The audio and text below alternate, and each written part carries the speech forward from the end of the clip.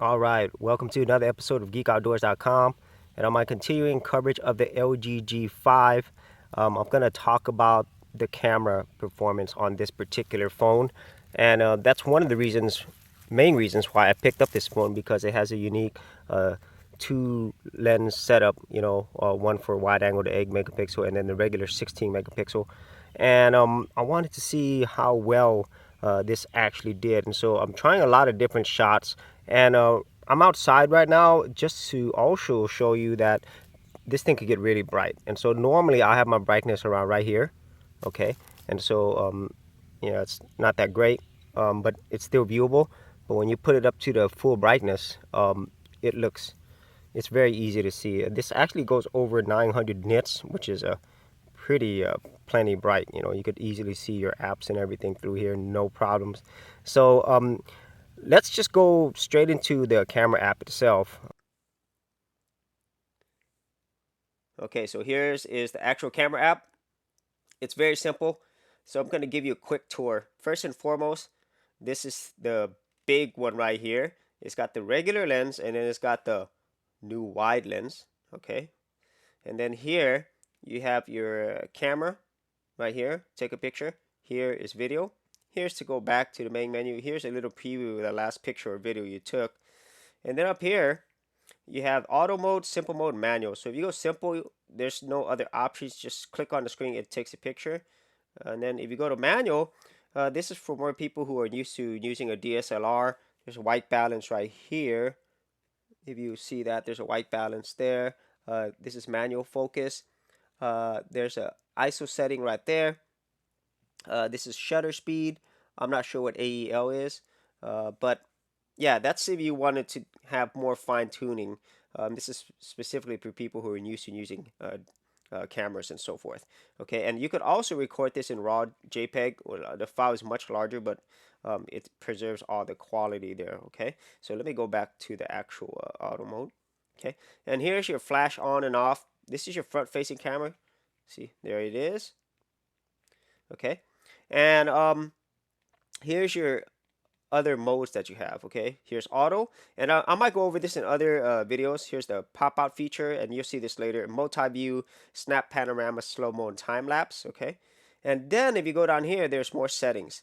Here, this is the aspect ratio and also resolution, HDR, film strip, timer. There's the selfie settings here. Here's OIS, optical image stabilization. Here is a grid feature.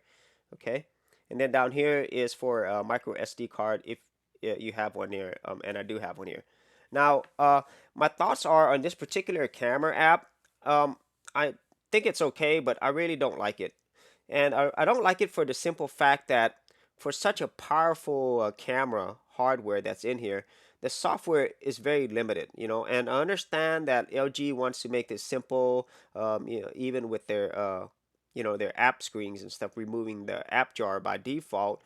They want a more like simple Apple iOS approach, but by doing that, it makes it too simple. Let me give you an example.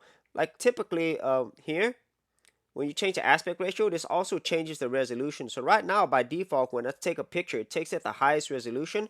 So what that means is it's great for resolution, but it's really bad for your picture size. So your pictures are going to be like 4 to 5 megs each, and that's way too large. I don't need anything that large. I mean, and the problem is, even if you go to by 4 by 3, 1 by 1, it doesn't give you options. You don't even know what the actual resolution is. Now here for the video, you have UHD, which is 4K, Full HD, which is 1080p, and HD with it is 720p. Okay, and there's not a lot of options in the video neither. If you go to, say, if I turn this on, there's there's no other real settings. So let me just stop that real quick. So it would have been really nice if LG would have add more options, like the ability to change resolutions, the ability to do more, like effects and stuff. Now there are some effects here. I don't remember where it was at, but there are some effects here that you can use, but they're very, very basic. They're not. Oh, it's the film strip right here. See? So it's got all these different effects, but it's very basic, and it's. I would think that there would be more on there. So if finally, there's also a sharing option. I forgot to mention that right there. But I hope LG releases an update that gives more features. Like even the LG V10, it had a lot more options when it comes to video. And I think I accidentally just took a picture. So yeah, so uh, camera overall, you're gonna get to see samples of what I took, including the video. But I'm very disappointed by the actual camera app. I mean, I would figure this is for power users, and software does not, match up to the actual powerful hardware that's on here. Okay, I'm testing out the video quality of the LG G5 when it's actually in motion when you're driving. So I'm gonna shoot this in this is the regular mode, and then I'm also gonna shoot this in the wide angle mode as well, and also gonna be using the default settings on this, so I haven't changed anything, and also it's using the LG mic that's built into the phone itself, just to show you the quality that this has.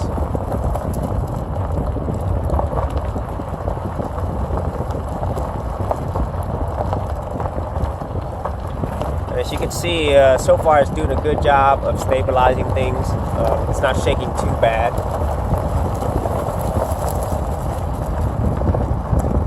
And even without the wide angle shot, it's able to get a lot of the actual area in the camera itself.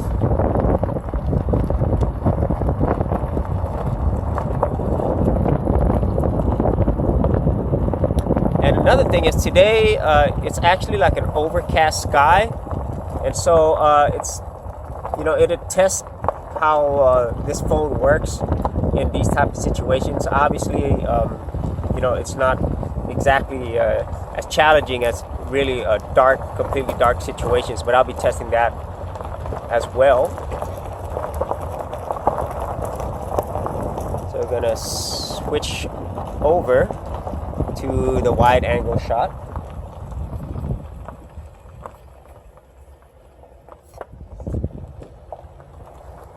As you can probably see, it gets a lot more with that 8 megapixel wide angle.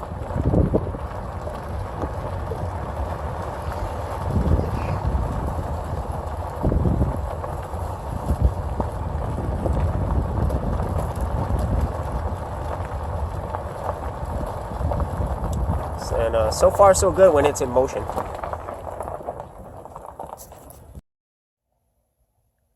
Now, if you're the type of person who likes to be outdoors like I do, whenever you are shooting videos or pictures, obviously you want to get the most picture of the environment as possible. And so this is where this whole wide angle thing really makes a big difference. And I'm choosing this because it's a lake, and lakes are really long and they're expansive. So this is with a normal view. And let me go ahead and switch over to the wide, and I'll do the same motion that I did just a little earlier. Let me change it over. Now you have the wide one, so let's do the same motion.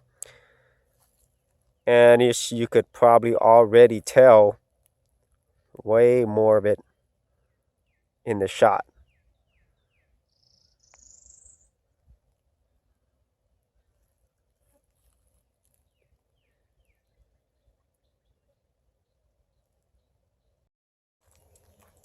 Okay, now I'm actually testing when you're actually walking in motion, seeing how the stabilization works on video. And also, this is a little darker area. As I said, it's kind of overcast sky, so it's also going to test the LG 5's ability to handle low light situations. In real scenarios, you would actually have situations like this.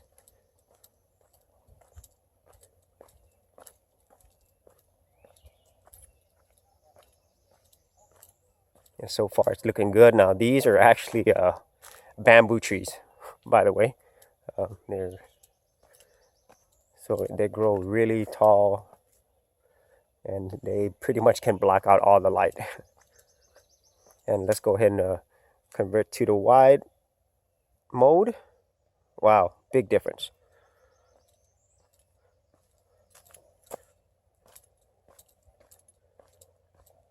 So you'll notice that whenever you do the wide angle, it has kind of like this fisheye effect on both sides. It's not bad or anything. I mean, I'm just amazed that the difference between the regular and then the wide. And if you also notice, whenever you do the wide angle, it actually zooms out more of the view, which makes sense. So if I convert back to the regular one, see, things are a lot closer.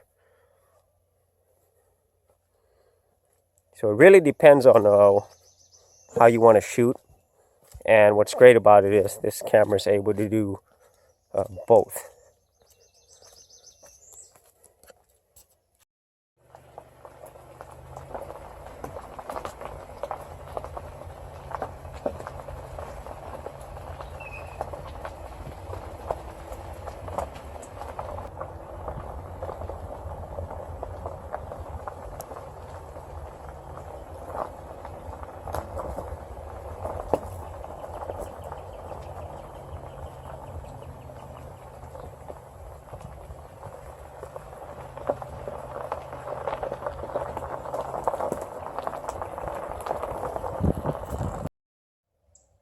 Okay, and as you can see here, this is actually the 8 megapixel front selfie cam. It looks pretty good, especially when you have a lot of light. Now, there is a beautify feature on here, but I don't use it.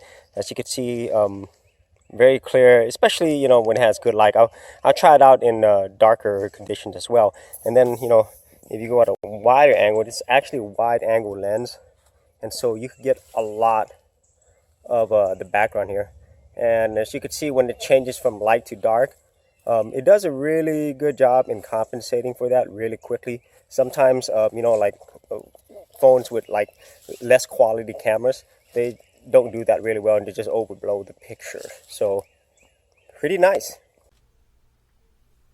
Okay, let's get to the portion that a lot of people are curious about, myself included, and that's the camera.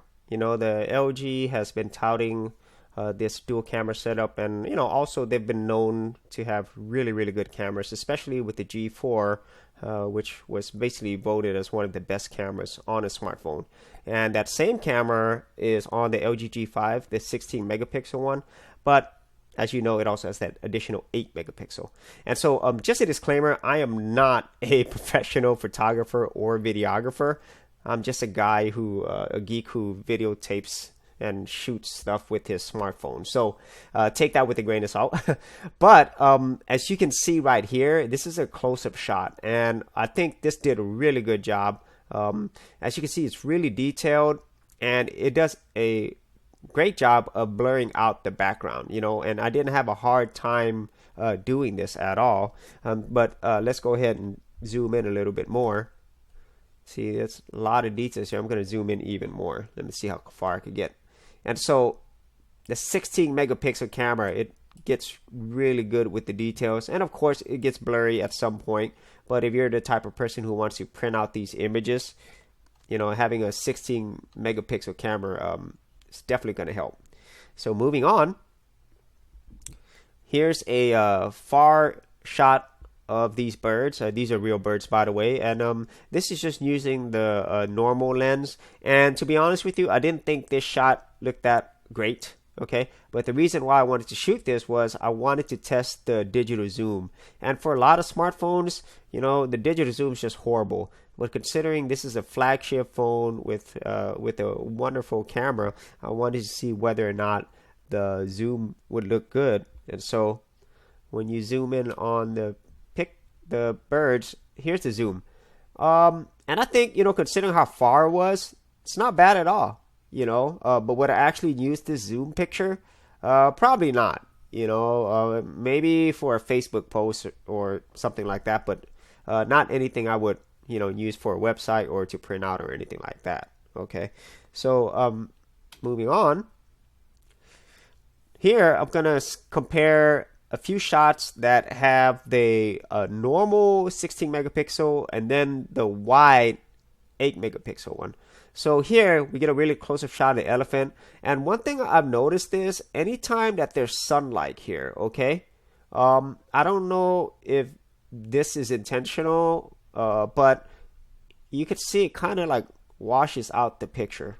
You know, I don't really like that, you know, but you see what I mean. So this is a normal shot. Okay, now let's look at this same shot with a wide angle. See, and you notice it's more colorful here, and obviously the whole thing's wider.